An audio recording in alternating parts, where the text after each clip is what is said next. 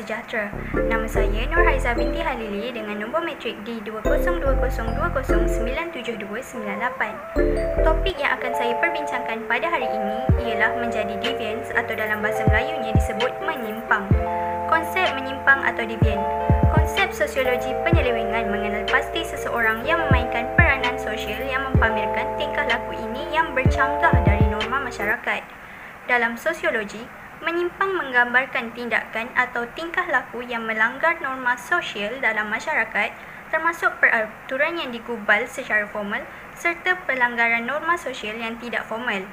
Ia adalah bidang sosiologi bagi ahli psikologi, psikiatri dan ahli kriminologi untuk mengkaji bagaimana norma-norma ini tercipta yang seterusnya merubah dari semasa ke semasa dan bagaimana ia dikuatkuasakan dalam kehidupan seharian.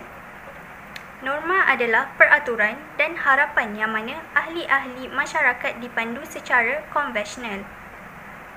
Manakala pengabaian pula adalah ketidaksesuaian dalam norma-norma ini bermaksud norma sosial yang berbeza dari kebiasaan budaya atau gaya hidup masyarakat.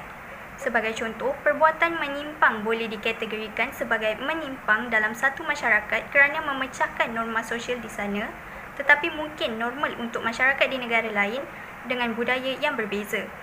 Untuk pengetahuan anda, melihat penyimpangan sebagai pelanggaran norma sosial, ahli sosiologi telah mencirikannya sebagai apa-apa pemikiran, perasaan atau tindakan yang bertentangan atau melanggar nilai-nilai serta peraturan ahli-ahli hakim kumpulan sosial atau kumpulan individu yang berkelakuan melanggar definisi yang sesuai dan berkelakuan tidak wajar yang dikongsi oleh ahli-ahli sistem sosial yang lain. Untuk pengetahuan semua, seseorang manusia itu merangkumi sifat biologi dan sosial yang jelas. Tanpa sifat biologi dan sosial tersebut, tiada sifat-sifat atau identiti manusia yang akan muncul. Menurut Fishman 1990, sesetengah saintis atau pengamal mendakwa mereka mengesan bentuk tertentu dalam menyimpang dan tingkah laku antisosial dalam anomali fizikal tertentu seperti komposisi kimia badan atau ciri keturunan. Perspektif biologi biasanya mentakrifkan kedudukan yang bertentangan dengan teori psikologi dan sosiologi tingkah laku manusia. Sesetengah pengkaji psikologi percaya dan menjelaskan bahawa kesan penting bukan disebabkan pengalaman sosialisasi keluarga sahaja, tetapi daripada gabungan pengaruh genetik dan persekitaran pada tingkah laku tersebut. Ramai penyelidik telah cuba untuk membangunkan pelbagai ujian untuk mengenal pasti ciri-ciri personaliti yang membezakan personaliti menyimpang daripada normal. Ramai penyelidik juga pernah percaya bahawa keturunan menentukan ciri-ciri seseorang individu secara semula jadi.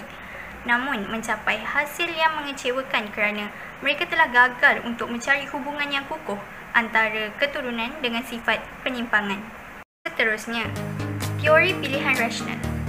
Ramai orang yang menerangkan penyimpangan sebagai tingkah laku yang bertujuan untuk dijadikan pilihan bagi yang dibuat oleh seseorang untuk berkelakuan dengan cara tertentu, berfikir dengan cara tertentu atau menjalani gaya hidup tertentu.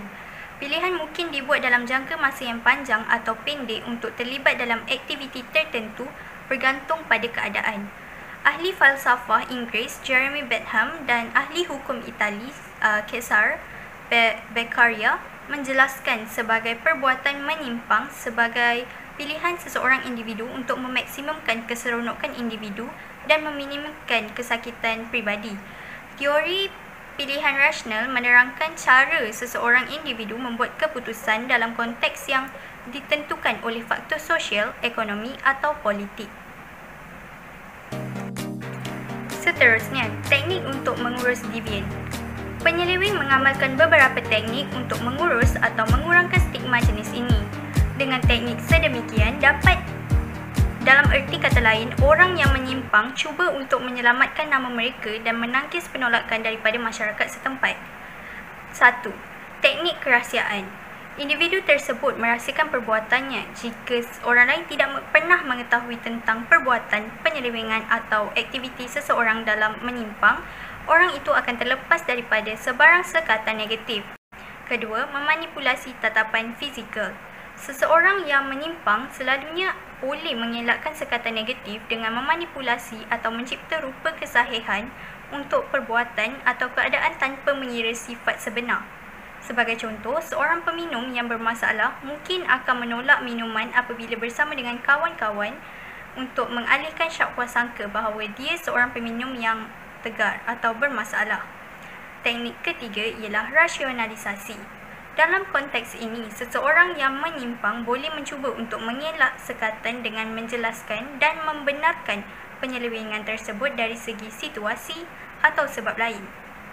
Sebagai contoh, penipuan cukai boleh membenarkan kesalahan itu dengan mengatakan dan mengeluh kerana telah membayar cukai yang berlebihan. Keempat, teknik tukar kepada tidak menyimpang. Dalam teknik pengurusan penyelewengan ini, seseorang individu itu cuba beralih daripada sifat menyimpang kepada status yang tidak menyimpang. Sebagai contoh, pelacur yang berkahwin dan menetap untuk membina keluarga bagi mengubah nasib dan situasi dirinya. Teknik kelima iaitu menyertai budaya penyelewengan. Mengambil bahagian dalam sub-budaya atau program-program tertentu yang dapat membantu penyimpang untuk mengurus penyimpangan mereka dengan mengurangkan aktiviti menyimpang secara normal dan perlahan. Sub-budaya juga boleh memudahkan perbuatan menyimpang dengan menyediakan syarat dan alat yang diperlukan. Sebagai contoh, bekalan, ubat-ubatan dan yang dapat membantu mereka untuk mengurangkan sifat-sifat mereka.